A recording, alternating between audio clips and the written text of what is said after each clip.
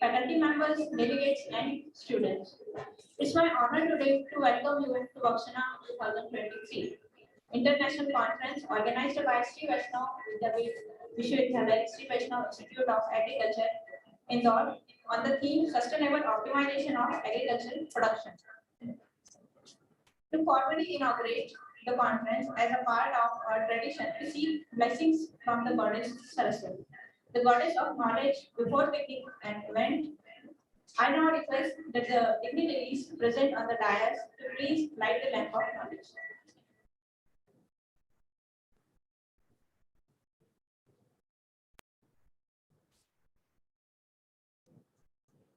असतो मा सद्गमय तमसो मा ज्योतिर्गमय मृत्युर्मामृतं गमय ॐ शान्ति शान्ति शान्तिः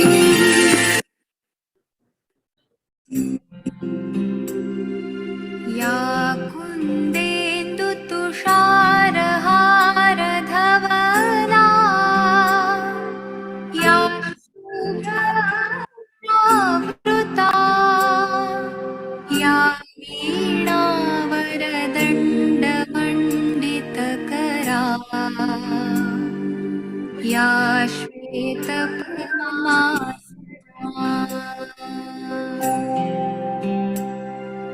या ब्रह्माच्युतशङ्करप्रभृतिभिः देवैः सदा वन्दिता सा मां पातु Saraswati Bhagwati निःशेषजा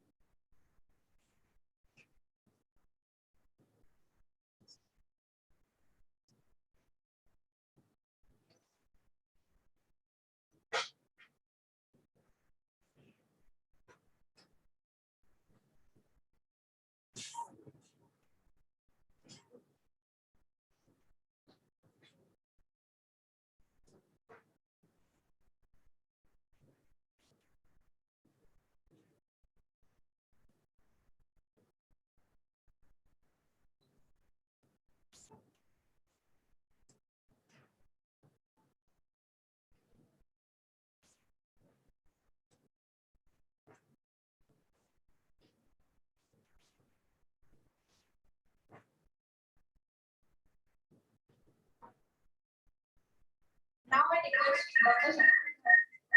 Director and Dean, Faculty of Computer Research, to welcome our chief guest subjects.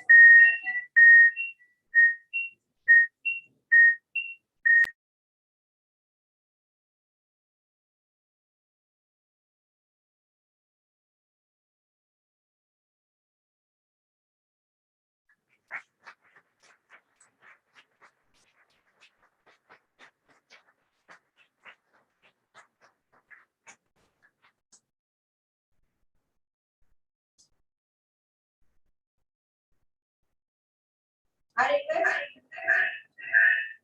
Dr. K. Guru Prasad, Dean Faculty.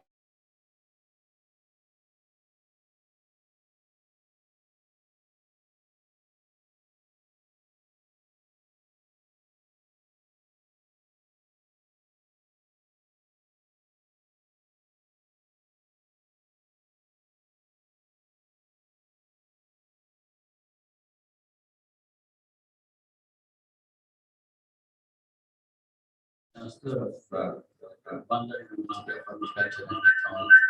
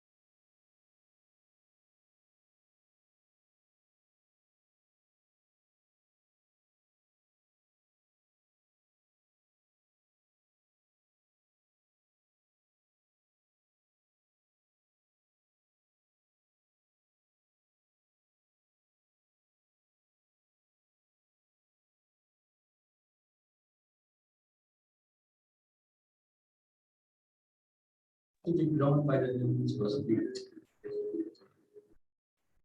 Now, when they planted the wheat,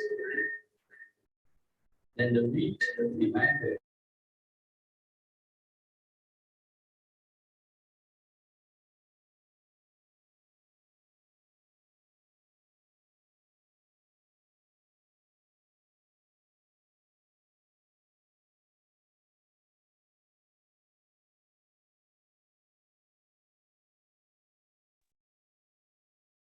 So some of the anthropologists believe that we did not domesticate the plant, but man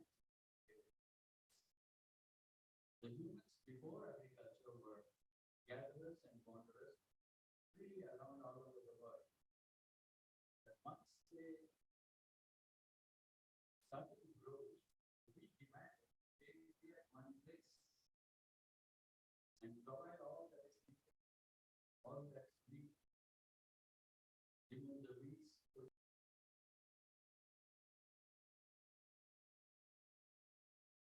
all humans settle in one. So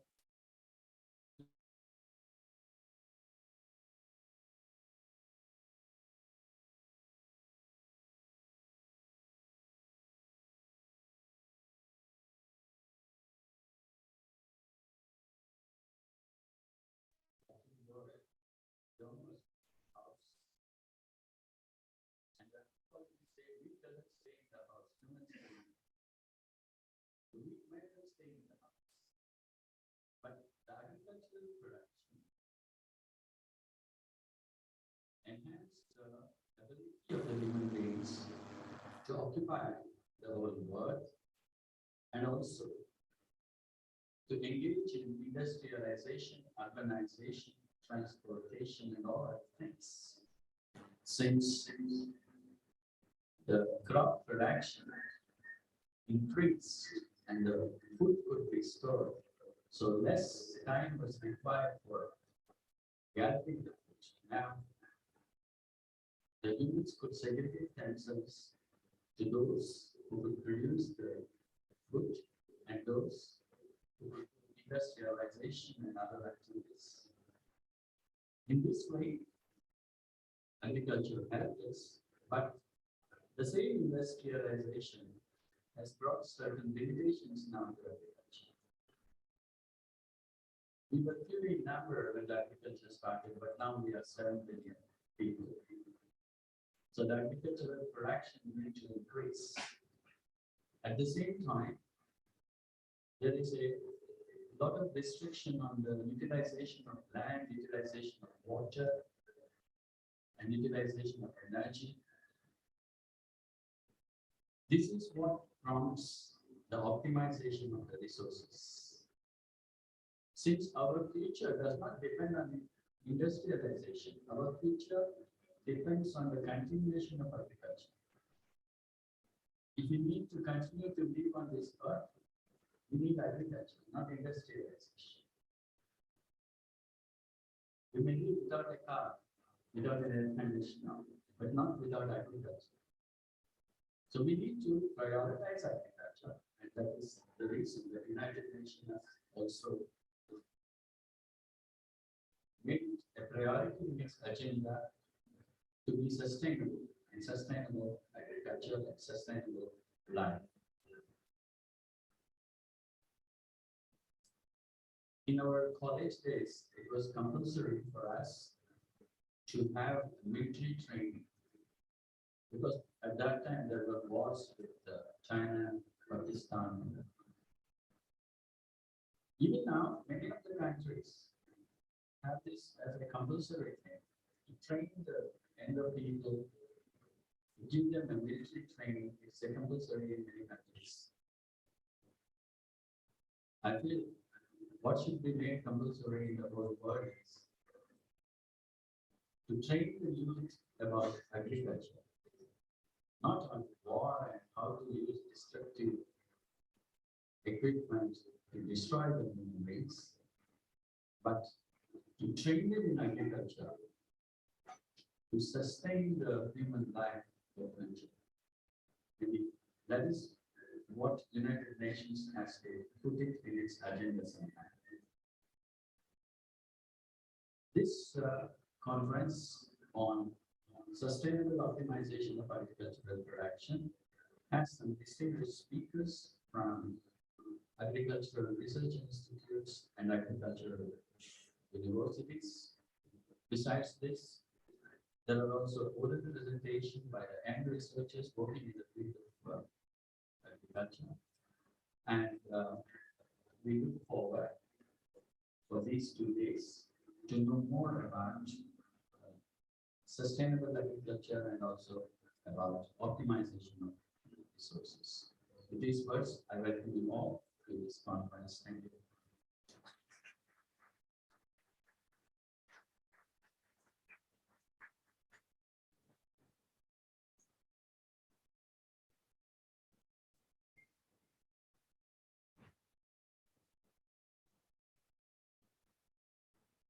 Thank you so much, sir.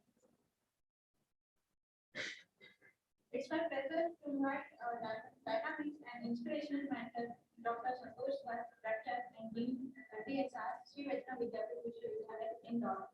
To deliver the welcome address.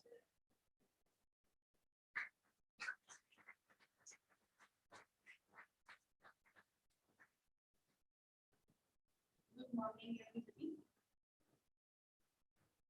Chief guest on the occasion, Dr. Narendra Pratap Singh, Honorable Vice Chancellor, Banda University of Agriculture and Technology, Banda, Dr. K. M. Prasad, Dean, Faculty of Agriculture, Sri Vakasna Institute of Agriculture, Sri Vakasna Vidyapith Vishwavidyalaya, Professor Vinod, coordinators, Shri Vaishnav Institute of Agriculture, Shri Vaishnav Vidyapith, Dr. Sheetal P. Shinde, Dr. Archana A. Navadi, coordinators Vakasna 2023, Dr. George Thomas, Director, Shri Vaishnav Institute of Management, Dr. Uttam Sharma, the resource persons of plenary sessions, HODs, HOIs, faculty peers, other guests, participants, students, a warm welcome to Vakasna 2023 on the theme Sustainable Optimization of Agricultural Production. Sustainable development encompasses economic prosperity, that is livelihood, sustainability, social and human well-being, and environmental conservation. It's a process of change in which the exploitation of resources, the direction of interest, the orientation of technological development, and the institutional change are in harmony and enhances both the current and future potential to meet human needs and aspirations. Sustainability in agriculture means the land and resources that are used for agriculture today should be handed over to the future generation in a sustainable form so that they can continue to practice agriculture and have food security. The world's growing population, environmental degradation, limited natural resources, and climate change are the biggest challenges to food security. According to a report, around 870 million people are malnourished and 98% of them live in developing countries. In addition, 1 billion people lack adequate nutrition and approximately 6 million children worldwide have starvation and malnourished deaths each year. According to a report, the environmental impact of food demand grows as much as 14%. According to an FAO report, it is estimated that 182 million people are undernourished in India, which is 14% of the Indian population. According to a multi-dimensional poverty index by UNDP, India ranks 66 among 109 countries and 131 among 186 countries on Human Development Index. Food has diverse historical, cultural, geographical, economic, political, and social significance worldwide, and also a source of nutrition that allows for survival in life. Access to food is a human right. Any gap in accessing and sustaining food resources will severely affect all aspects of development. Food security is a situation that exists when all people at all times have physical, social, and economic access to sufficient, safe, and nutritious food that meets their food preferences and dietary needs for an active and healthy life. The most important three dimensions of food security are food availability, food accessibility, and absorption. In India, many internal and external factors necessitated agricultural advancement, such as mechanization of agriculture to boost food production and to stabilize the economy. Economic reforms also brought changes in an agrarian social system. These changes collectively impacted the social attitudes and beliefs in the production of food, choice of crops, cropping patterns, institutional arrangements, collective interests of locals, and consumption behavior.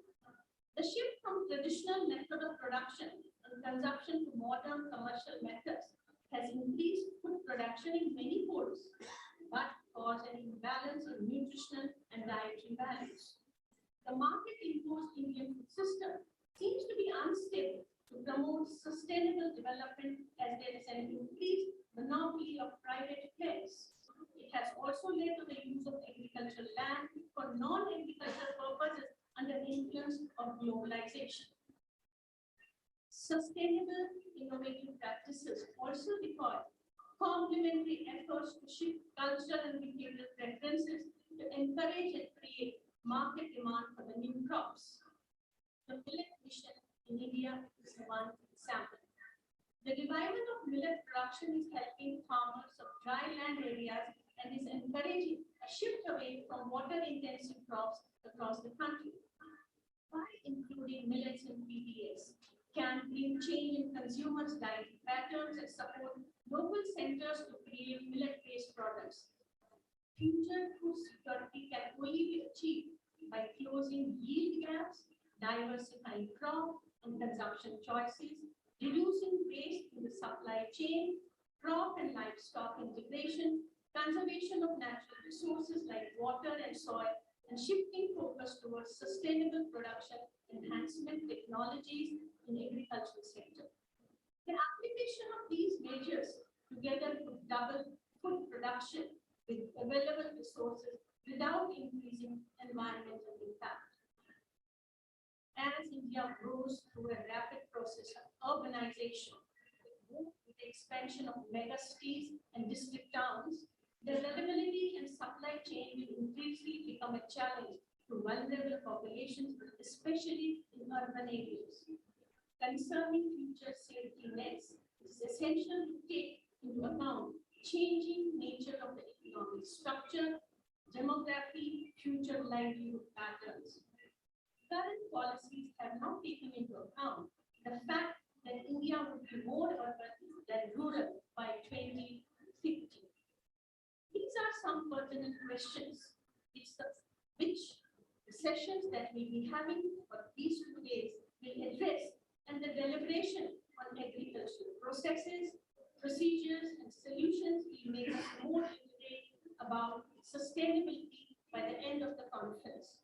With these words, I once again extend warm welcome to our chief guest on the occasion, Dr. Narendra Ram Singh, other esteemed resource persons who have made it possible to be with us on this occasion. With these words, I thank you again and wish you all a fruitful learning during this conference. Thank you so much.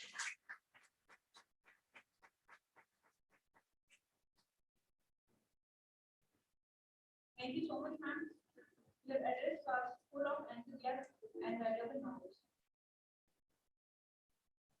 I now request all the dignitaries present on the dais to release the sobriquet of Vakasna 2020.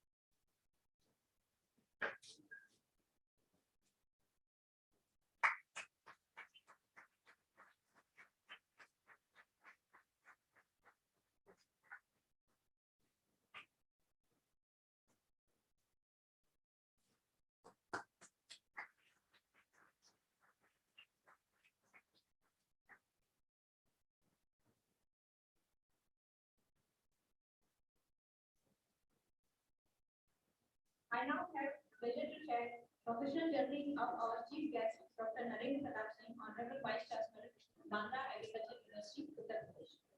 Sir have more than 35 years of experience in agricultural research, education, and management.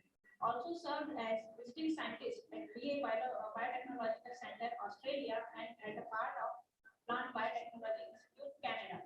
His contribution also includes expansion of ICR-IACR Kanpur through the opening of 4 regional centers. Sir developed 63 varieties and first draft chickpea genome sequence, which is regarded as landmark research in history of pulse research in India. 5 PhD students, 15 MSc students completed their research under his guidance.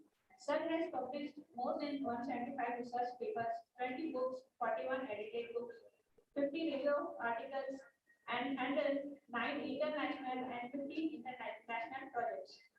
Sir received BioWeight Merit Award, International Indian Institute of Pulses Research Rajbhasha Puraskar, BioWave Agro Innovation Award, PPV FRA Recognition Award, UPAAF Lifetime Achievement Award, ICAR Chaudhary Devilal Best ICAICRP Award in 2017, Sardar Patel Outstanding ICR Institute Award also in 2017, ISPRD Excellence Award in 2017, BioWave Honorary Fellowship and Award in 2018.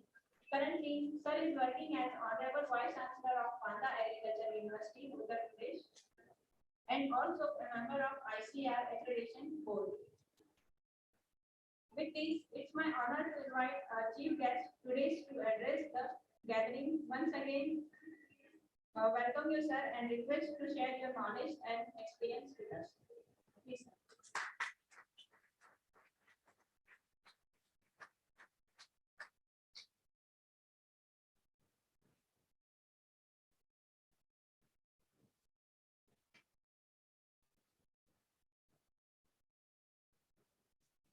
Very good morning to all of you. Dignitaries on dais, Dr. Santosh Gharji, Dean, College of Agriculture, Vakasna, SVB University in Gaur, Dr. K. Guru Prasad Ji, Dean, College of Agriculture, Dr. Vinod Gharji, Coordinator Agriculture. Again, we have with us Dr. George Thomas, who is the Dean Director of this particular management institute. Again, we have very young faculty, Dr. Vakasna and Dr. Rajni on the dais. We also have with us Director Research Rahuri, Agriculture University Rahuri, and many of the very young faculty students. I'm very grateful to the management of this university who invited to become the part of this particular national symposium. At outset, I would like to congratulate you for this particular event that you had. That is definitely going to help the young faculty and the students to build up their career. Friends, when I got this invitation about months back, I was very excited to know that there is a university here and that is producing good number of students, particularly in agriculture. Secondly, I was offered up whether on giving a consent in so advance, whether I will be able to make it or not, and not very soon, at the last moment. And thirdly, I was trying to imagine, that what kind of audience we are going to have here, so that the topic that I am going to talk, that should not be very advanced research, because basically I am a researcher. And secondly, I'm a teacher and manager and policy maker. So making a kind of the cocktail so that I become relevant here, it was a big challenge to me. I don't know whether I do the justice with the topic that I'm actually, that is my choice. I try to make it. I believe that it is a first of its kind lecture. Will set up the scenario and context, so it must be relevant. But at the same time, I have to confess that what I'm going to project, that is not my original work. I have taken content from different sources. In some of the cases, I will acknowledge somewhere I don't have a known source. Excuse me for that. Now, another thing is there are many things due to the time constraint I may not be able to explain more detail. But still we can have you have still opportunity that during the free time we can discuss things further. So, you excuse me for that. I feel that I will try my level best to do the justice to the content that I'm going to present. So, I don't know how I will be able to see it from there.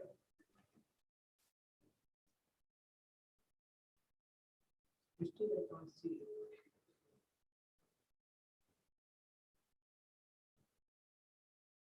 Anyway, what I will do is I will just read it from here, and you see the issue there.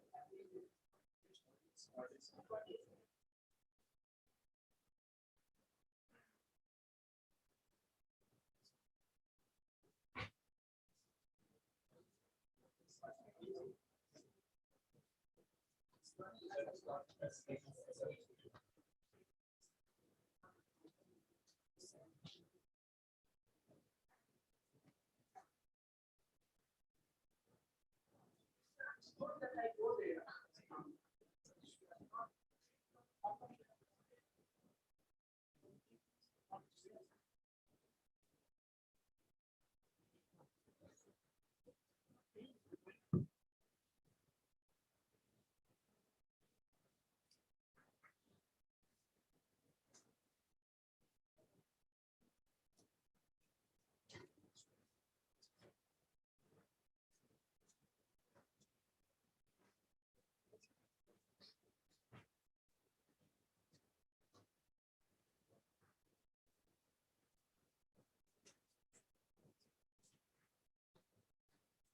Sorry for very small alignment, that I choose to talk about the technology, how the technology, or improving the productivity.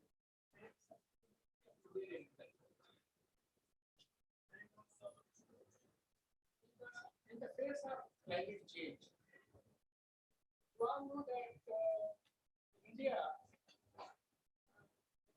country where they are able to, not only feed the 125 or 30 growth population, at the same time we have a surplus now, and we are also able to have many countries, in the entire.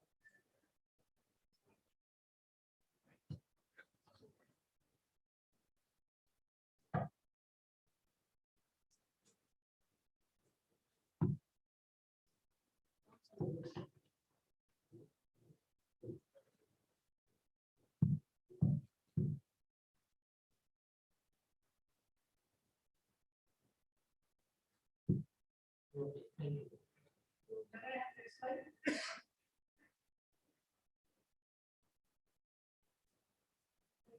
Previous one?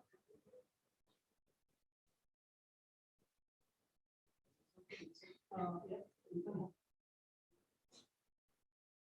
In India, we are fortunate enough to have a very diverse environment conditions. You have the temperate region, you have the tropical region, you have the arid region, semi-arid, humid region. And this kind of climate, a very small piece of land is not available anywhere in the world.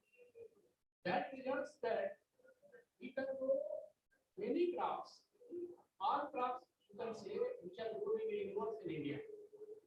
We have very different seasons, and that results, growing multiple crops again. That really helps us to produce what we really need, for our population to be. And not only that, there are many crops which we were earlier not able to grow. They have oxygen where we are able to grow. Like if you go to the Lahore Valley, Lahore is big valley in Himachal Pradesh.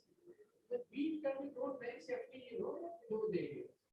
When Uttarakhand, many regions, those wheat can be grown during the summer season. Like we have a situation of rice. If you go to the down south, or you go to the eastern India, here you can grow rice. These are the kind of two stable crops where you have option to grow the multiple crops, and that really help us to what we really need in this country. So these are the things are trying to show that different our agro-climatic zone, ecological zones that really help us to produce number of crops in the different seasons. That advantage is not in many countries in the world. Next.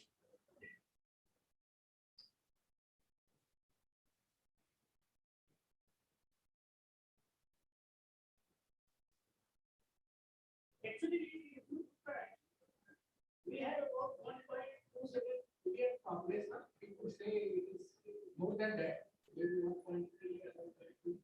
And we are the seventh largest country geographically. And we have about 3.28 million square kilometer land where the agriculture can be done. And we also take the pride that in India we are the largest producer of milk, largest producer of pulses, and many of these spices, that we produce. And the surplus we export. And we are the second largest producer of rice and wheat, sugarcane, groundnut, vegetable, fruits, and cotton. So what I mean to say that we are the leading country, leading agricultural country in the world that provides us the advantage over many others. At the same time, we are also very leading producers of the spices, based on the livestock and plantation. So these are the advantage India that we have, and that makes us not only to produce extra, but sustainable, making us sustainable on a long-term basis. Next. And one of the major advantages that India has is our very diverse climate that we have. It maintains, a lot of biodiversity. And why the biodiversity is important?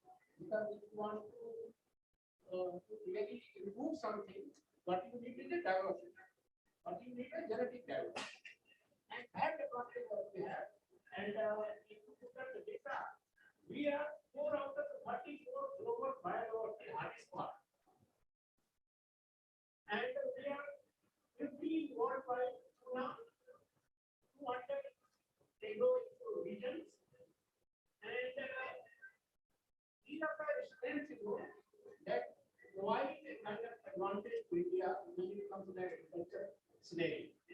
India also offers around 8% of all the farming species which are in the planet, and that includes about 45,000 the plant species and more than 91,000 the animal species. Next.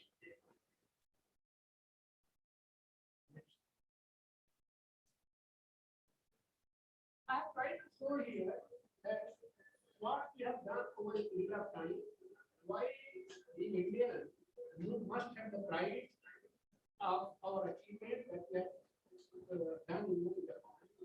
If you look at the major staple food, what we have rice, we have wheat, and if you see what we used to do in 1951, it is a period not for the independence. Basically, 47, we took, couple of years before we had, our own system in place.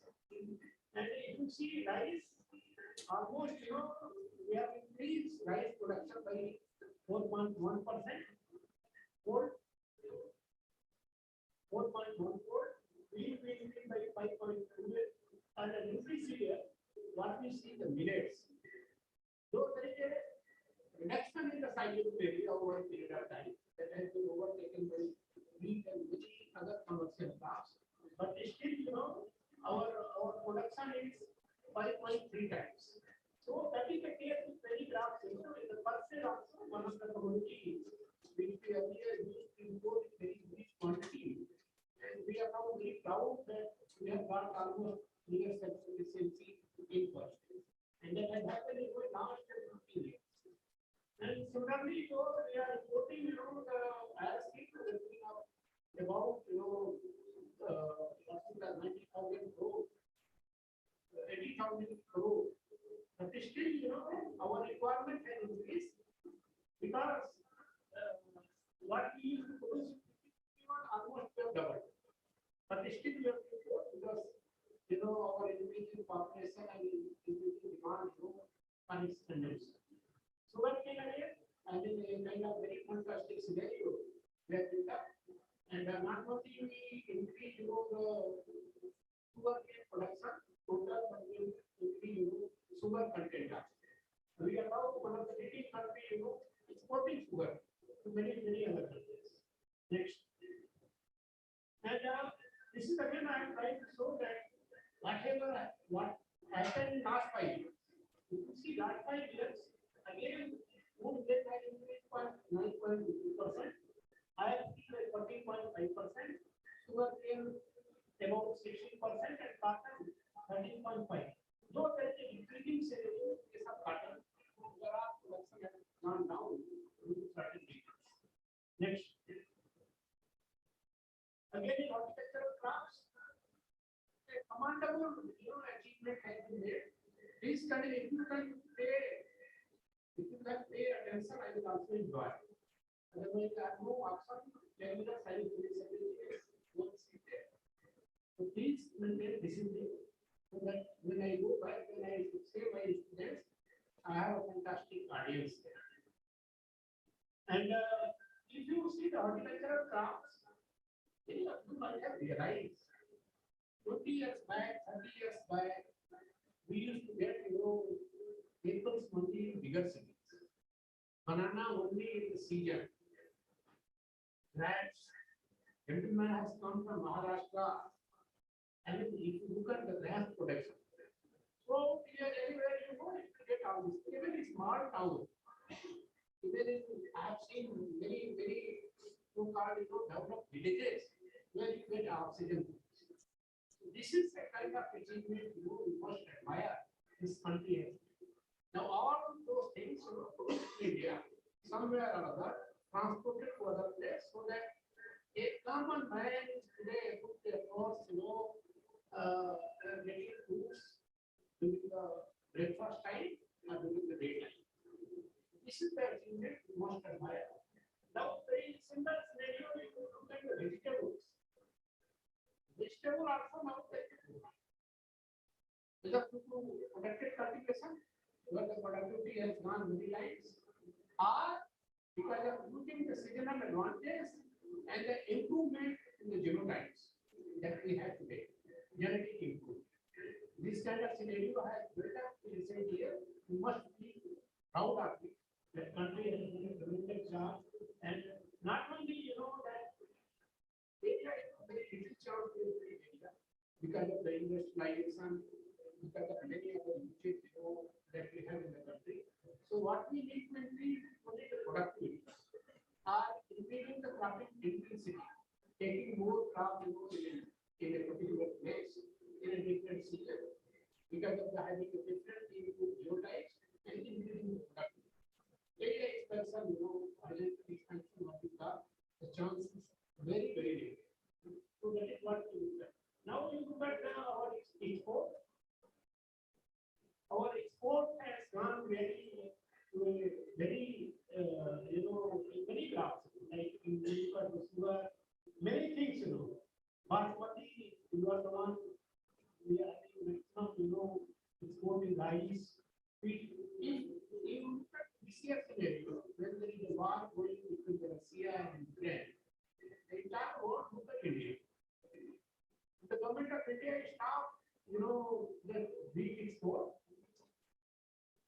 The kind of situation which we created, in the world, you cannot imagine. Like rice. If we see that this year we stop, the basmati rice, because of the certain season, export, entire Middle East, entire, the Europe, and the entire, the America. There will be very few people, few countries who have ability to export, the basmati and other kind of rice. That is kind of, strength now the country is having. Not only, the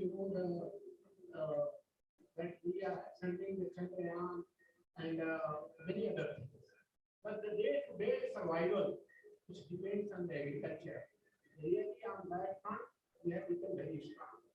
That is why the India and India is so tough. Only because of this thing that our very today build-up, not only that we are thinking about the quantity, we have started thinking about the quality, and we have started thinking about our environment. Because if we have enough, then only we can think of the better quality, and we can think that let us produce in a sustainable manner, so that our environment is not also taxed. So this is the scenario I would like to here. Next one. Our import is still going on in some crop, but it's IRC1 and good and this is the region where a lot of soybean grow. And to tell you in a very short, soybean is one crop where the oil content is very high, protein content is also very high. But we are not able to make use because of its processing part. Very cheap soybean we are exporting. So definitely a lot more has to be done. But vegetable oil is one either you should reduce, the utilizing vegetable oil because our use per capita also has increased many times because of our food habit, and also that we are having a certain production. Otherwise, the basic of is only very nominal, very good. Next. Then it comes, having said that our population is increasing, we have the climate change, the kind of challenge in our agriculture. And people have become very conscious about the quality. In that scenario, what are the main challenges and what are the opportunities? And we see that our agriculture is sustainable. And one of the words, use that optimization of the resources. Because the cost of cultivation going very high, it will be input to get the more output. At the same time, the cost of production goes very high. So one of the issues that is being addressed time and again is how to increase income of the farmers. Because unless you bring down the cost, increase the production, not at the cost of the environment, perhaps you cannot be a sustainable country. So these are the different challenges. I will not go into this thing, but some of the things are like climate change work, high cost of cultivation, irrigation water. We are using a lot of water, for irrigation, and that is, drying the underground water. Not only subsurface water, but it is drying, underground water also. So that is a big challenge.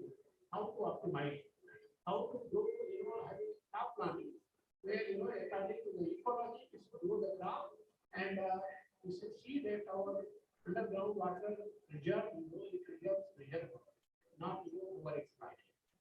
And number of things, when the climate is changing, you have lot of biotic, abiotic space, but again challenge to Indian agriculture, lot of new disease-based started coming, which was earlier not appearing. Now it's connected and become a still in a large part of the country, we grow variety, which are very low yield. For extension system is still, I should say, despite of the fact that we have Vakasna, we have Vakasna, but still extension system is not very strong, so that we are able to take the technology to the farmers through. So these are some of the challenges. Mechanization is very poor. One side we have a very large population. At the same time, labor availability is not there in many India, and affordable cost. So that is also a challenge that we need mechanization. So these are the things, that there are many crops, we don't have a hybrid. Because if you are the student of agriculture, you know that when you grow the variety, you only extend a certain type of gene expression, but you are additive. Very small, extend non-additive. But if you want to go to the hybrid, where the heterobiotiosis you have to, it says, having the gene expression, but or the dominance type or efficiency style, then in that kind of situation, you need a hybrid to increase both in the production. The majority of the crops, except two crops like the maize, vegetables, sorghum, bajra, sunflower, majority of the crops go for the hybrid. So that is one of the technological challenge that we have to address. Next. Climate change is one. I was telling that this climate change is really devastating in many ways. Now, you look at the very recent events, in Himachal Pradesh, Haryana, Punjab, the kind of rainfall, unprecedented rainfall, and lot of structure, that has been built up over a year, that was destroyed within no time. Any place, if our infrastructure of the road, whether it is the irrigation channel or the direct channel, if there is a more extreme events like the rainfall, if one day you get 400 mm rainfall, entire city will get so much. Because our system is not made for those kind of things. So since extreme events are happening, you will not understand the place I live, Budelkhand in Uttar Pradesh. Same is true with the Madhya Pradesh also. Temperature for last 2-3 years, 15 days, 20 days, it is ranging 47 degrees, 48 degrees, 49 degrees, 50 degrees, 51 degrees. In the lower side of temperature, the night also, it never goes beyond below 32. You can see how people can sustain, how the wildlife or the animal population can sustain. Or because of the climate change, this kind of events are happening. And even in the many years, we see that in the end of January, even in the February, the temperature in many areas, even in North India, is good beyond 32 degrees. So you are having a heat stress. They say if there is a 0.5, 1% increase in temperature, during the reproductive period in the bee, productivity will decrease 5 to 10%. Even if you have any kind of resiliency problem, correct.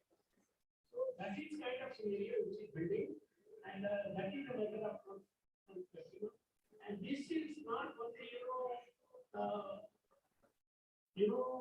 affecting our animal husbandry or the loss of husbandry, but this is also causing a kind of loss of the biodiversity. We are losing, a very fertile coastal ecosystem land because of the sea level rise. All these kind of things are happening, and whatever we have to do, we have to do it in the context of the climate change. And accordingly, our agriculture is to be adjusted, and we have to do the fine tuning of the many of the, even crop husbandry activities that we do. Next.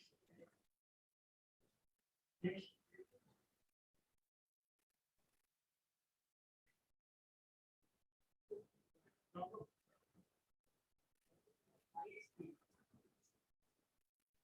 And another problem I told about the profitability. Our crop husbandry agriculture that we do, we get back into context. One of the example I tell that Madhya Pradesh state tried that now they are the second largest tree producer. Isn't it? And I think last year they got the price on. Entire Madhya Pradesh, including Bangla, Budelkhand, whatever we see, we go to the Gurdwana or the Mahakausal or any part in Madhya Pradesh. Water is a scarcity. When we promote the crops which are more water required, what you are going to do? You extract more groundwater. I keep traveling, to the Bhopal and nearby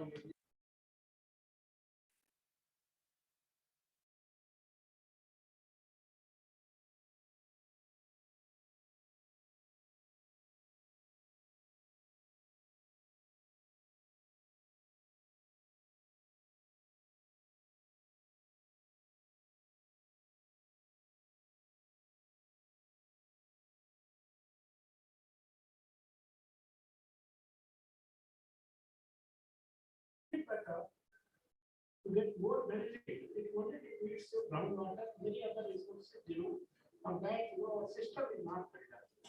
Because the country is not, we have surplus in Punjab, Haryana, Uttar Pradesh, why Madhya Pradesh to grow? We are importing iron, some extent pulses. So if you have a very good crop planting, crops can be, you can move from one place to another place and you can absorb the surplus. And at the same time, you can take care of our environment and our soil and the natural resources. So we are making the policy and many areas I see, that has been declared a red zone or black zone. Because you cannot draw for the water. Many of the wells and others, which were functional 10 years back, now they have died. So this is one scenario, which what is called precipitation and evaporation. You can see plus and minus. How it takes out the groundwater and we do the crop and the entire change in the scenario. Next one. And this climate change, I told you, here I try to give a scenario. You look at 2030, you look at the red region. It is not happening in a particular part in the country that red spots are increasing. It is more and more area, in the country, they are coming under the red zone. Where, the situation is happening. And that will not only affect agriculture, but that will affect the human life. If I say there is no drinking water, the water which is dropped underground, that is not drinkable water. Heavy metals and other things are there. So this is the one scenario. Next. And then it comes the climate change.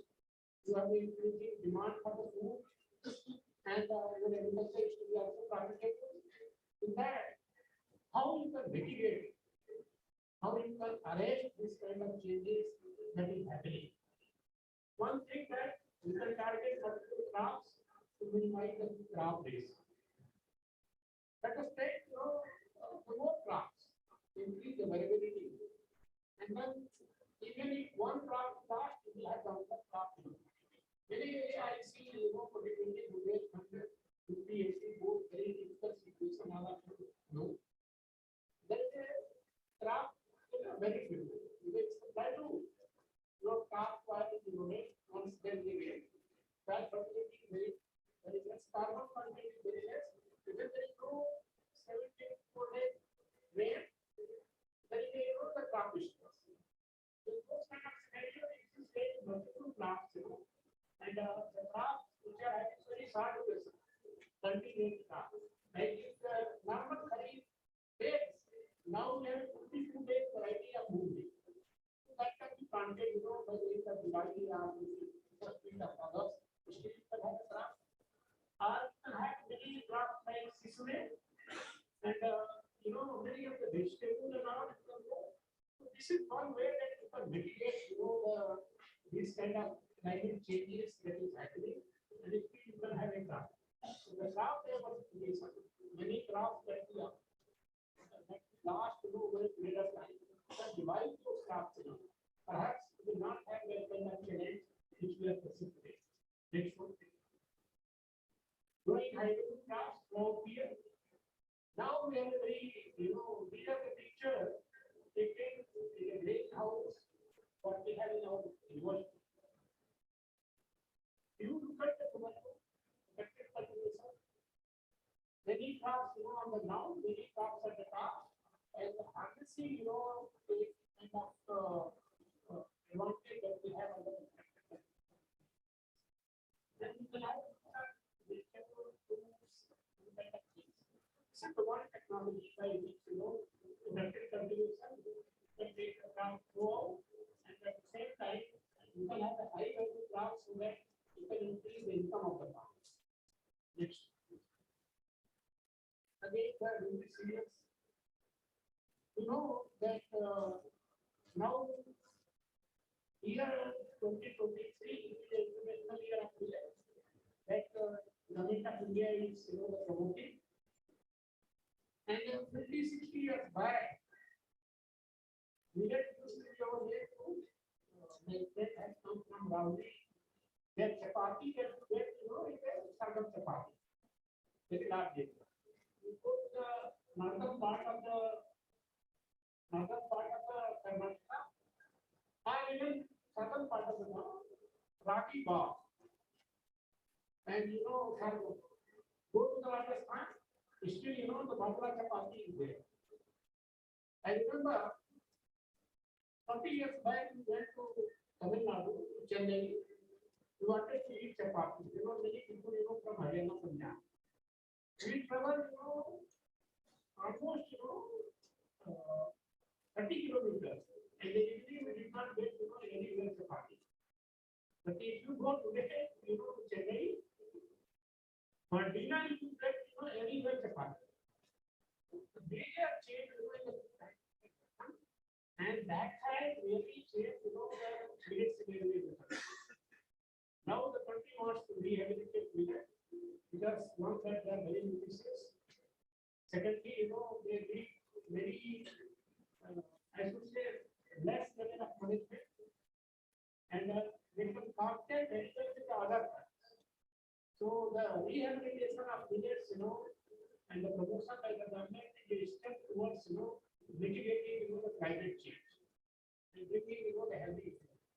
So these things are happening, and now the government is having a very big promotion plan. Next, very typical situation you will find. I always quote the example of Bundelkhand region. Even the Gujarat region in Maharashtra, I used to travel north when I was national coordinator. Kharif season, which is gifted by God. Because you have the rain, you have the humidity, and the temperature not to the extent, that you cannot go the ground. Many areas, because of the poor drainage, poor crop farm, that limits fallow. Rabi fallow is a very large area if you go to the eastern India. They take, rice, and then there is a fallow. These are the things, opportunity for us, that if we are able to have, this fallow land. Even in Bundelkhand, Kharif is fallow. Why it should be fallow? Because of the poor management. Particularly, I see those who are from the Bundelkhand, there is enough. Anyone, the country productivity is very less. May has become, the useless now because you don't have now ground power. So they will unleash animals. They will grade everything. So nobody is able to take the crop. So these are the challenges, that if we are able to have the potential of the fallow land, perhaps we'll be able to produce enough and mitigate, a kind of change that is happening. Here, one of the examples, you have seen here, which can be grown in this fallow. And you can utilize this potential. Next. One of the technology, low-cost technology, I will say, which has been adopted very well in Malwa region in one place, is, these fallow sowing. How soybean, if you see, now it is on this one. Wonderful job has been done by the Department of Agriculture and Engineering in Madhya Pradesh. And they brought all soybean at least region. What is the advantage? You have a very good plant stand. If there is excess water, so follow it can go out. You can collect some there. Even if there is a drought kind of situation, a kind of dry spell, very water you can run through, your furrows and you can irrigate. Very good water management. It's a very simple technology, line way in these furrows. I really transform soybean production, particularly Kharif month. Nobody is not. But now the government has given a custom hiring system. When lot of these machines are there, they can make these furrows. And really this is a transportation, in the high cultivation in money. UP is not a good product, despite of all the production. So these are the another mistake. You can make mistakes, and not only the valley, movie, rugby, for every high crop which is in the URIC, we say where there is a substantial rainfall in life, we go for region. Very simple technology. It can really help to increase the productivity and increase the profit. Next one. Moisture conservation. Major issue. Now we talk about natural farming. We talk about dryland agriculture. There is a lot of evaporation of water, lot of loss of water because of their tillage operation. So what is the latest that you go for minimum tillage? If you can go the zero tillage, that is fine, but the weed management is being slow. So you go for the minimum tillage. At the same time, increase water use efficiency. How? Through sprinkler, through drip, and by having a mulch. You can conserve water. With the same amount of water, you can have a better crop production. So that can really happen. Next. Now there is another thing, input use efficiency. And how beautifully you can do that. You look at the machine, rice is harvested. There is a machine having a seed drip, and it opens very little in the furrow, and then there is a direction. So it still conserves moisture. You don't have to go for an tillage and do that. And we made up again automation by having a spray. There are machines that can run through. So these are not taken picture, taken from abroad. If you go to Punjab, Haryana, and this kind of seed is very normal. One day machine will come, the harvester, and then one night, next night, you won't see the wheat standing in the field. So the mechanization. That mechanization has really limited strength, and actually we need more machines for a small and marginal farm. Though this kind of machines are customized, so you can see one way that combine is harvesting, another way is going. Not one way really open so that there is moisture about it. Lots of moisture. So these are the technology that we used very commonly because there is a tillage operation, or there is a sowing operation, or you say that post harvest operation. So mechanization is we go to the next one. Then fertilizer. If you talk about the fertilizer use efficiency, everybody knows you must be reading the fertilizer. How a very site specific use another fertilizer, and he made it a way that you are able to take the full advantage of this. Not like normal urea, you go and it will be reached there, it remains residual in the next crop. You can have a very targeted application, and its efficiency can be increased many times. Though there are a lot of challenge, what is this long-term effect of the fertilizer, and what is its cost effectivity. Only the long-term data will tell you, but still at present also, fertilizer application using new technology or the pesticide application for new technology, this has really become a huge now in the agriculture. So this is where technology can be targeted. So you are now these are the normal things now that you have a DAP, you have a potash, NPK, urea, nano. Now they are available in the market, and how really it works and really helps the crop to grow. Next one. And coming to the management improvement, you all know that what you see is a interaction of phenotype and phenotype. Phenotype in environment which produce the phenotype, and for that you need a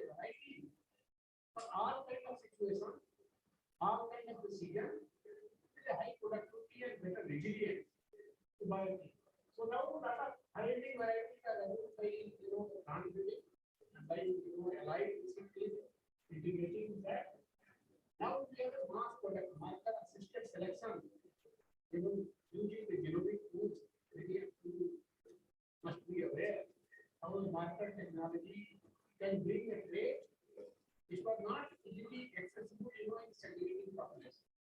So now those products are there in the wheat, there are in rice, there are in chickpea, there are in brassica, all major products. So these products have now become a varieties. Now, when we say there are, concepts about, our food, now there are iron rich, our now zinc rich, what are nutrients, you are in this variety, high density nutrient varieties, they are available. Connected to the wheat, to the rice, now, so now they can really help, they help improve agriculture technology to our not only in a very quick time by taking a particular part of the plant, you can produce large number of plants like microproteins. You can have the virus free start.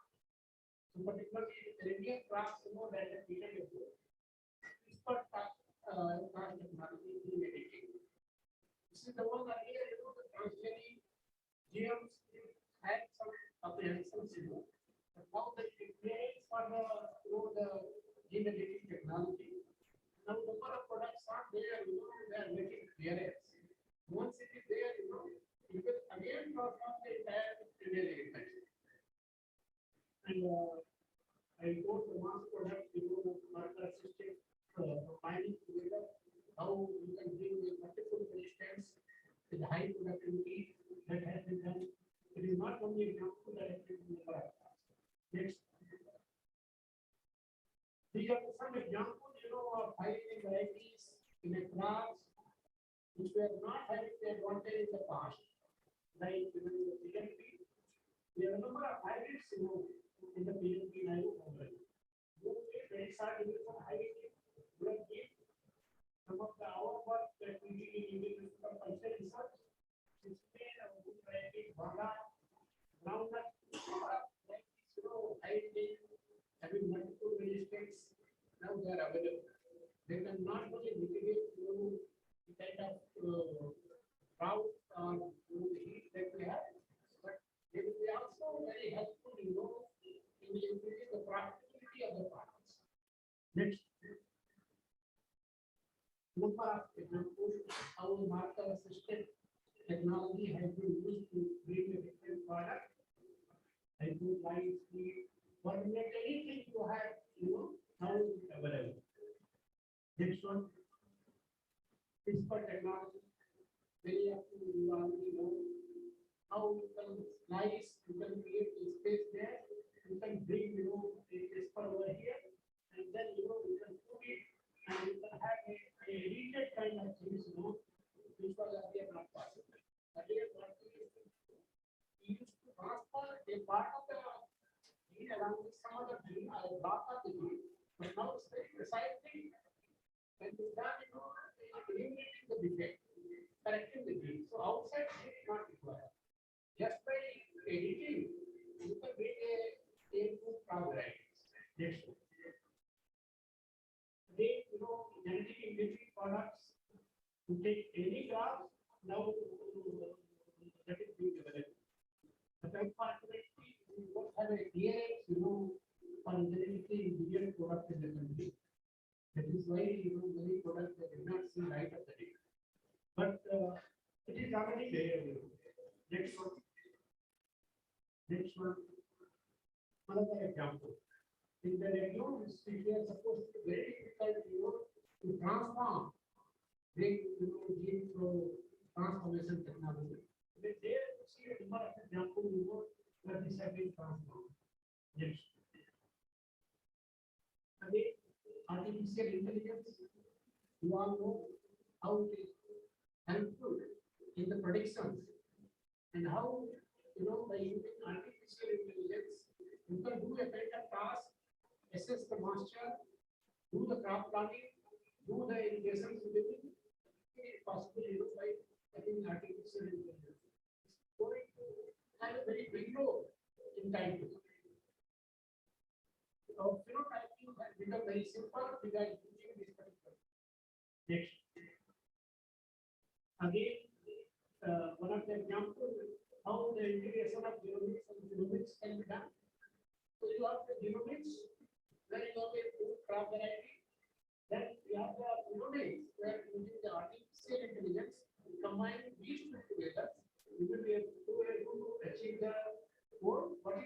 need more, we need higher yield and prediction of the performance.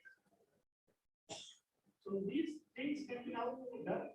It was not very difficult that you can hardly show the advantage of the modern technology. It's very precise. Next. Another example, you know how this can be done, how integration of logics and dynamics can be actually done, and it can be used for the advantage of more improving the probabilities. Next one. And then comes the precision agriculture. You all know that we used to do the primitive agriculture. And now there is more and more advocacy to go for a natural farm. Organic farm. You know why it happens? Because once you have enough food, you look for quality. And then the irrigation that farmers are using instead of the fertilizer, instead of pesticide, and that is why the food product is contaminated. That is why it's supposed for a natural farming. But natural farming is nothing. You can say that nature friendly.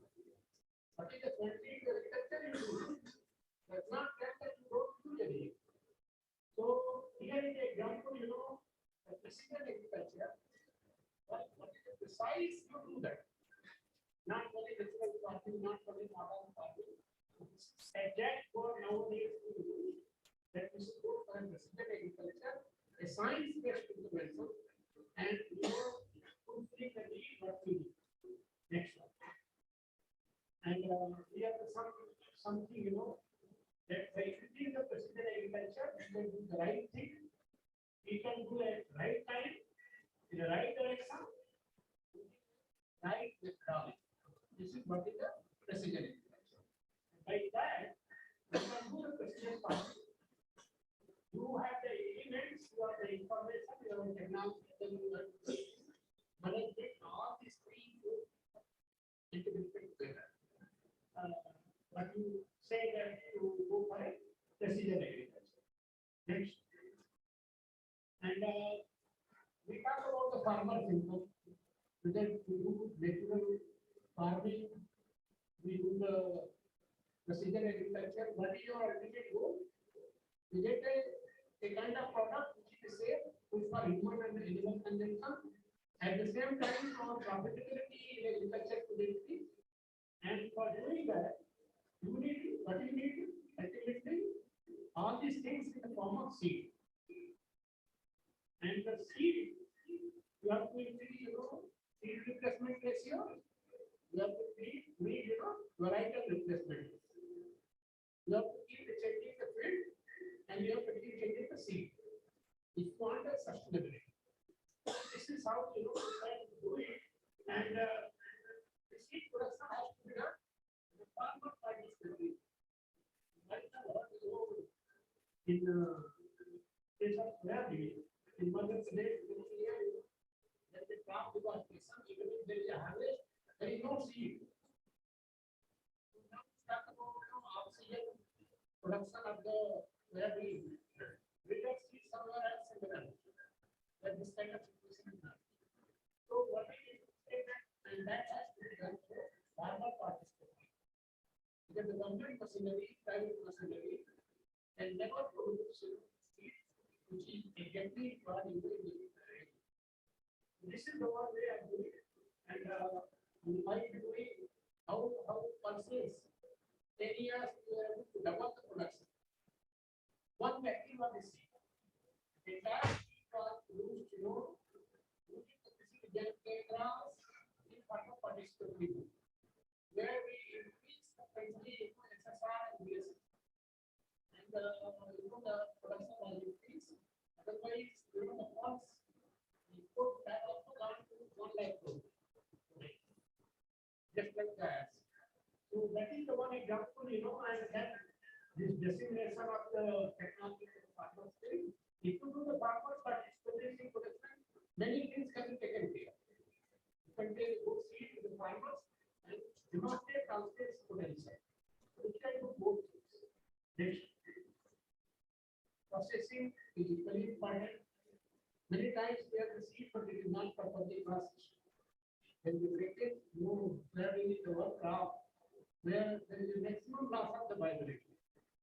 जब ऐसा भी होता है तो soybean को आप truck में लाद के ले जाएं, बहुत सारे स्टेप कर दें और एक जगह से दूसरे प्लांट में इसकी वैल्यू खत्म हो जाए. So the processing is very important. We need very good and modern machines.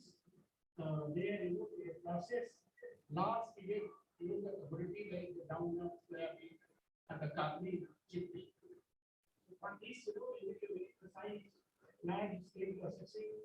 And you can have a very strong machine at that, at the farmer's field, where the seed production is done next month. And then, last but not least, whatever we do, until or unless we have the post-harvest management, we avoid losses, at a yard where we are drying crops, we are storing, or packaging. The farmers cannot get a good price. But that, one of the examples, how properly we are doing these things and the greater process. They take both price, we have less loss, to the So this is one of the things, how to make, how to increase the values, value addition, fortification. Now the government is trying to promote for increasing, the income of the farmers. Next. And organic farming is very cool. Whenever we do our agriculture, we could see our primitive agriculture. It was just like a integrated farming. When we got mechanization, what happened? We all lost cattle population. So there is no cow and cow level. Carbon content went down in the field. So until unless our crop of country is integrated to involve country and we have integrated agriculture, I hope that the bill is sitting here and our faculty. The university must develop a integrated farming system where like there is a model in my university. That if the farmer has 1 hectare land, there is a 2 plus 2 family. How 1 hectare land can sustain in a long-term basis? So we have the crops grow and the crop residue we feed to the country. We have the 4 cows there in 1 hectare, and the cow dung goes to the field. Then we have the corn. There is go there where farming is there. There is dirt, and there are fruits, vegetables, everything. So throw here in 1 hectare land, there is a solar light, solar pump, water harvesting, the pond. So nothing, is wasted there. Input of one thing becomes the output for the another. Output for one thing becomes the input for the another. So it is cycled in such a beautiful way that whole year farmer is getting something. I mean, like a farmer, if it is growing 1 crop, 2 crops, other property he has to purchase.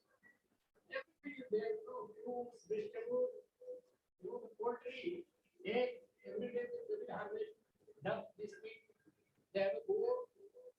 Such a beautiful system, it must have a model here in your campus so that you will be able to demonstrate to the student. Tomorrow, if you start farming, how really a family of 2 plus 2 can lead a better life. The integration, on all these kind of things are very necessary. And then you don't have to lot of not that chemical fertilizer and pesticides. And you can have it in kind of very safe cultivar. You can also because now the organic products they are getting more value. So the people who can afford, they go buy very safe kind of product. So 3 times, 4 times, even it is getting more value. Because the people have options.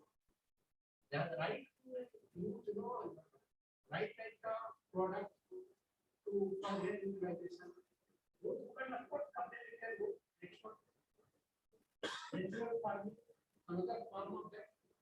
Other, you must start with nature farming.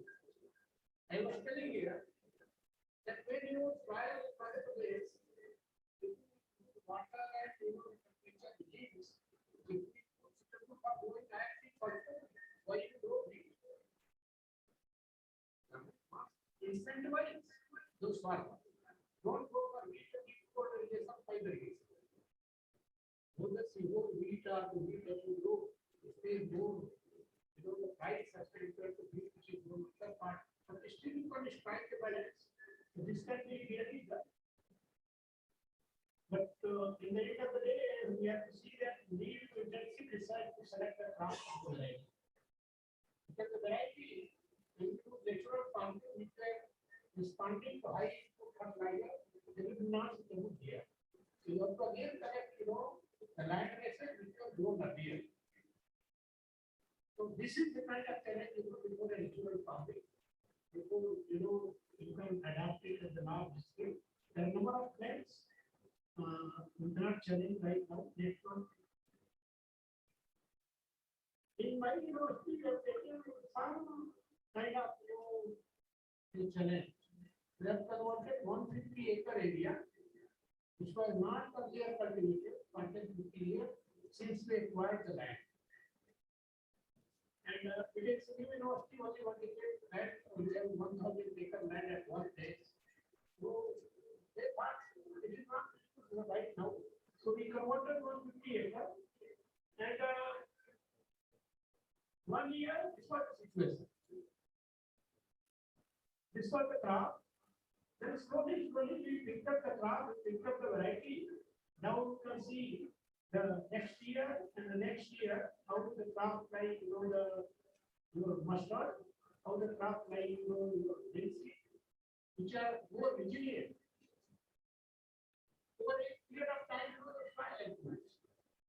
And people have a resilient crop that can do.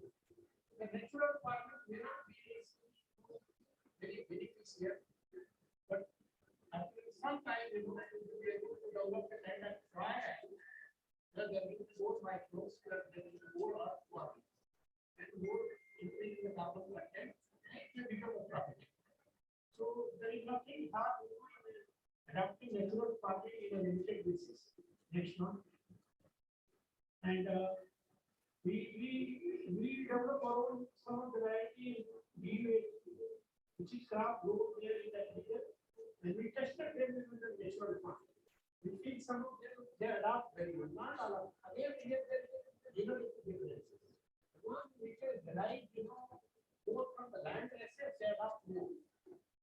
But again, we have to do a kind of trial where the varieties need to be tested, and then natural farming, low conditions before we take to the natural farming.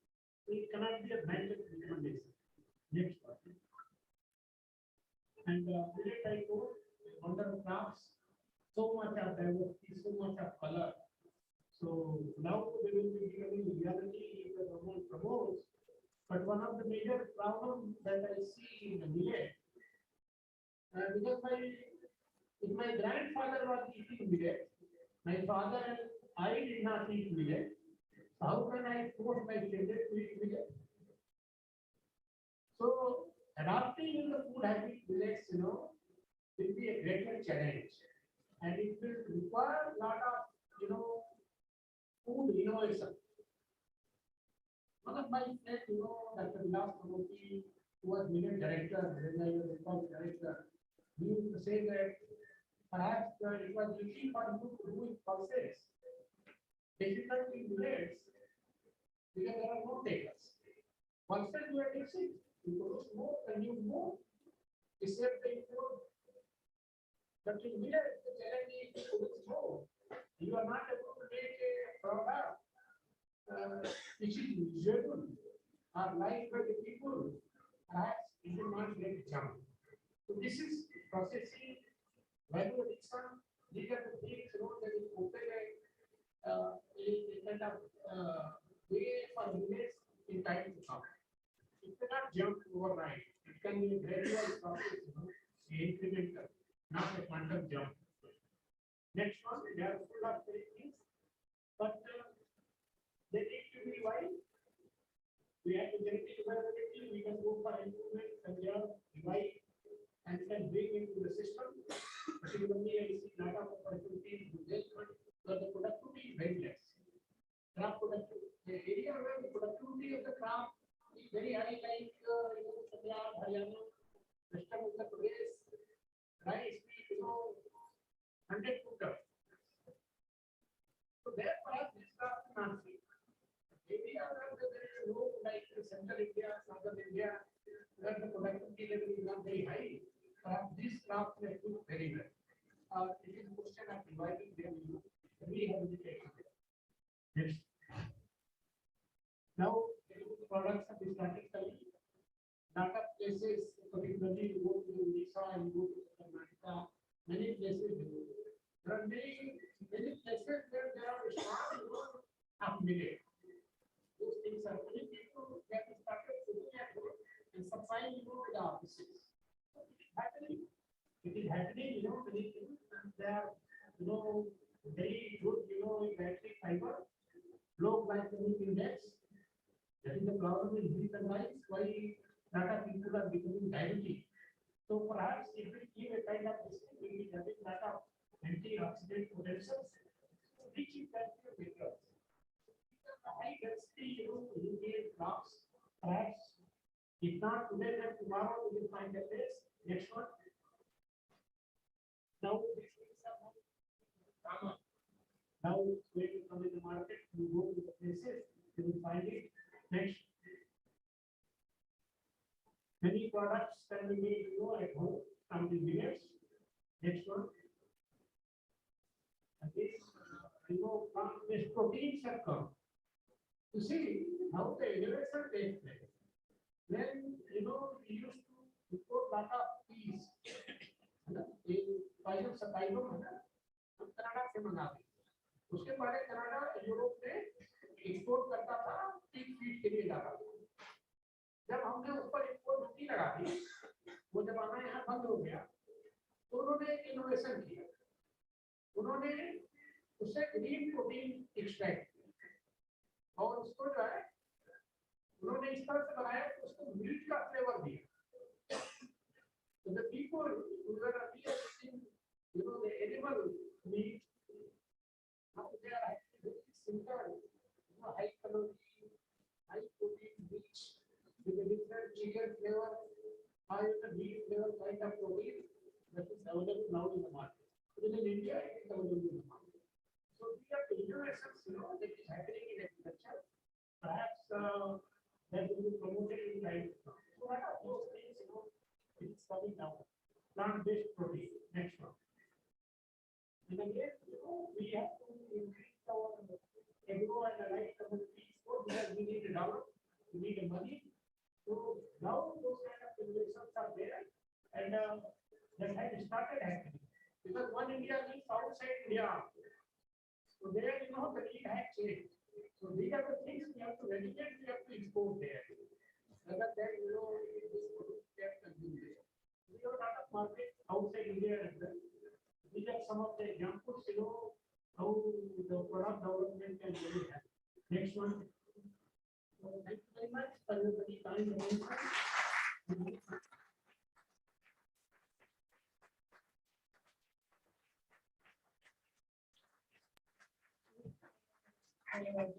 Any questions, queries, observations, I would love to do that.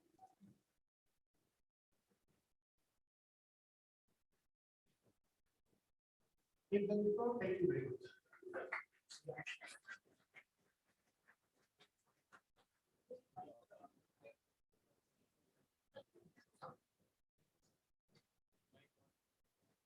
Thanks, sir, for your very clear and excellent presentation. Whenever we are interacting with the farmers regarding the crop production and other things, nowadays farmers, they are educated and they know how to produce and they are producing enough also. But major problem is that we are in the fluctuation of the market prices. So farmer always they are worried about the prices. If you see the last month, the prices for the tomatoes were more than 200 rupees, and now they are 20 to 30 rupees. If we see the sugar cane prices, 10 years before, I'm from basically Maharashtra. The prices for the sugar cane was 3,000 rupees per ton. And even after 10 years, still prices are 3,000 rupees per ton. I understood your question. Sir, what government should have to make the policies? Recently, the government has banned on the export of the sugar because this year rainfall is less. But government should have to think what type of the policy should be there in our country. What is your opinion? Because farmers they are facing the problem of the fluctuating the market prices and they are not getting the enough money for their production. Yeah. Can you take a seat? You see, the agriculture is a very useful kind of profession. Everything under the sky. So difficult to predict because it is weather based. Sometimes what we plant we produce more, sometimes it is underproduced. What government has tried to do, you must have heard about e-market. E-market. Market today what is happening? The chickpea price, the chickpea one commodity, it is produced more in South and Central India, it is more in Northern India. So it goes transported, it goes there are mandi there. So there is a big mandi in Hapu. There is a mandi in Indore also. The farmer knows what is the price here, what is the price there. Earlier there was a lot of discrepancies. So that has been now replaced. Now there are many market forces. They start working on their own human beings. It is your own people. One is holding. If they are able to predict, today that we are going to have a good soybean. What happens? People immediately release things in the market. Then there is a holding somewhere. And it is put an artificial deficiency created in the market. What government is trying to do, particularly that has been done in pulses. If you remember 4 or 5 years back in story, not 5 years, 6 years, I remember there was an election in Bihar. And what government tried to do a contingency plan. They छापा पड़ता है ना, तो छापा पड़ना शुरू किया भी होता है। वहाँ से पुरुष किया tour. Actually, the time when the tour was 400 rupees a kg. And then after collecting, they wanted to push it Bihar. But the government, at that time in India, Mr. Nitish Kumar and Mr. Lalu Prasad, they sealed the border. They did not, they did not allow to go there. That is where the government lost trust. The government realized that these are the contingency plans, these are not the long-term plans. The government took the initiative that they told in each and every mill that is a stock. You cannot hold more than it. And now you will realize last 7-8 years, first price have not escalated to the extent it used to be done in many years back. Two things. The one that artificial prices that is being created by the middleman, sometimes leader and middleman, they are the same people. They are all people, right? Everybody looks for the profit. And the another thing, difficult to predict the production. These are the two things, unless we minimize the risk, we have a long-term storage of the things. This cannot be managed. In a short, we need a very strong policy and very good governance. E-governance is one example, how they are able to do it. Today, if you ask the government, they know which mill, where, how much things are there. They can immediately say, if an artificial prices created, there is no step to reduce in the market. And the price will not escalate the way. But 1 year and tomato prices, the way it used to escalate, it is not happening. So now there is a market market also there is a better resilience now. But these things will keep happening in a country like India to some extent or other until or unless we become more robust to create more resilient system. So it is not that it is not done, but whatever has been done, it is not good enough to support. Another example is in the country what I said this year, onion price is very good. The ARD and the farmer will go over here. Government has no control. There will be more production. This production, unless we have a very good planning for the export, you know what is happening in your neighboring country, Pakistan. Lot of these things were going through the, the border. And the Mr. Imran Khan became Prime Minister, he stopped, the Indian import. Now it is going to Dubai, and Dubai it is coming there. And they are going to pay 4 times more. Transportation and excise and very things. This also impacted us. Because if the consignment goes out, we have to pack it properly, micro and perishable commodity, increase the cost. So these are the forces, they all import, export, balance, market forces, craft planning. These have to be synchronized and they have to be perfected in such a way that, we develop resilience and perhaps farmers will not losing. I don't know how much I was able to convince you, but I don't have more than that. Okay. Anything else? So thank you very much. I've taken enough time, and I'm a very harsh teacher. So I feel whatever I'm communicating must reach to you. That is the only intention. So wish you all the best.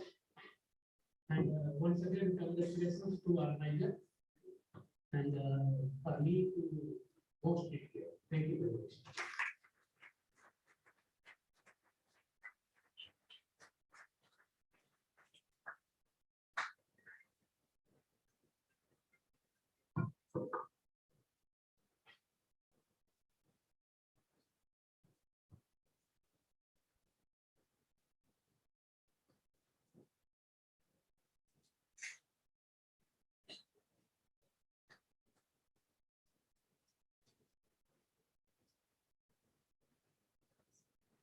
Thank you, sir, for your enriching and valuable inspirational session.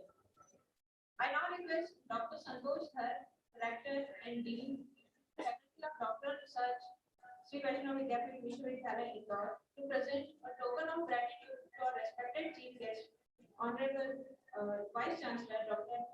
Narendra Pratap Singh, Banda Agriculture University, Uttar Pradesh.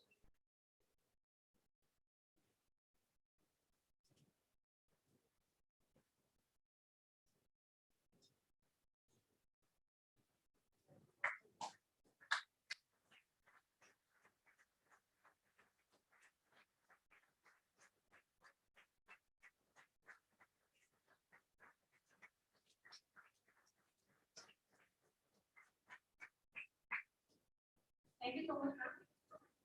I now invite Professor Vinod Dhar, sir, Coordinator, Sri Vaishnav Vidyapith, Vaishnav Institute of Agriculture, Sri Vaishnav Vidyapith Vishwavidyalaya, Indore, to propose words of thanks.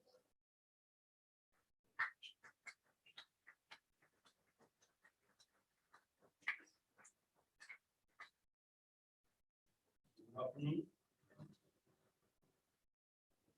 It's my proud privilege to offer my sincere gratitude to our chief guest, Dr. Narendra Pratap Singh, Vice Chancellor, Banda University of Agriculture and Technology, Banda, Uttar Pradesh, for being gracious enough to accept our invitation and sparing his valuable time from his busy schedule to be amongst us today. I'm sure that we all have been benefited from this informative and enlightening lecture.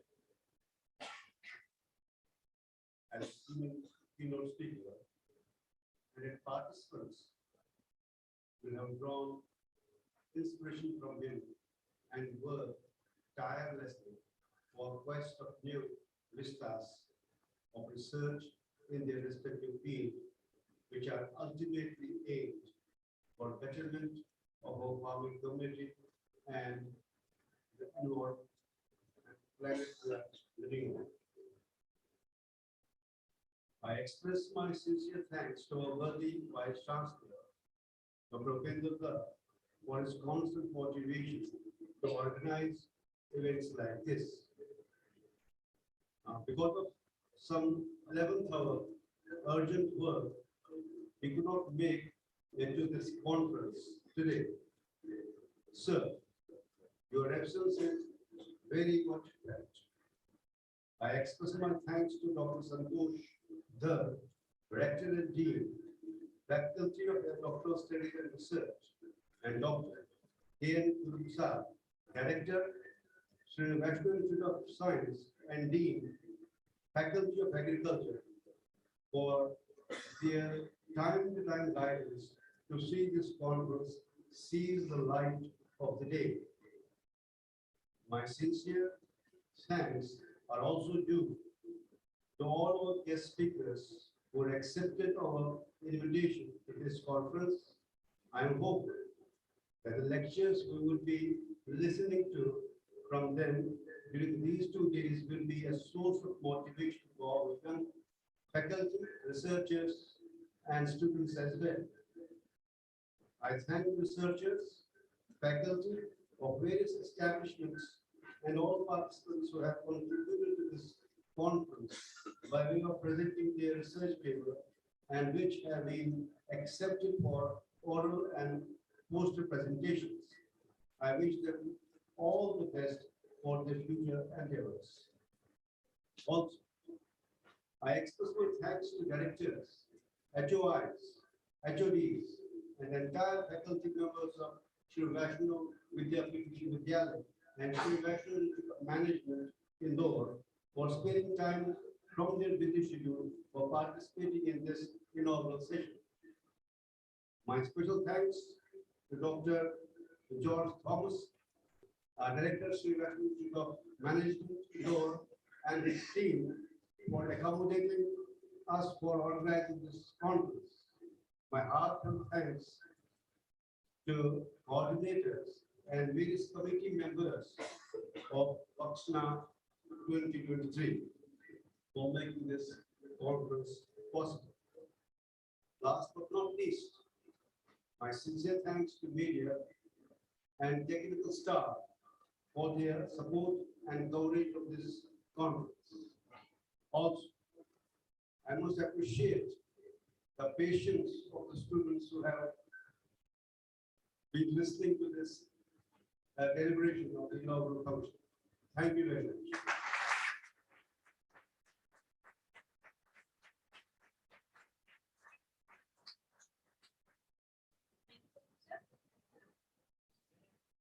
Please, to come to the end of another session, I now request all to please rise for the national anthem.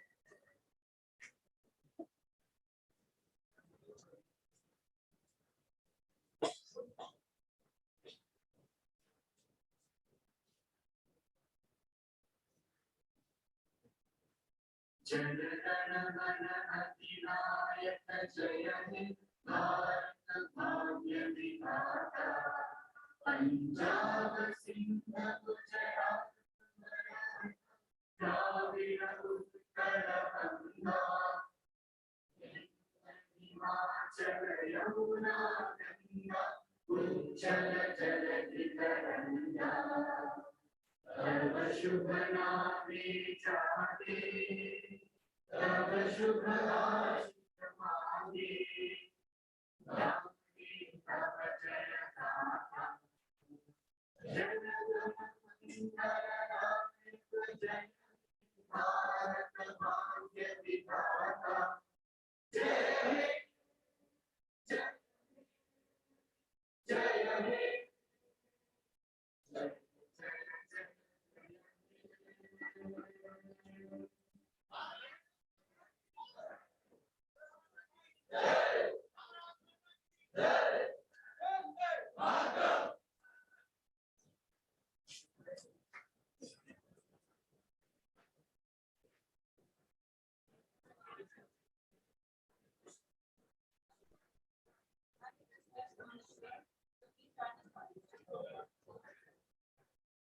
Students, please stay here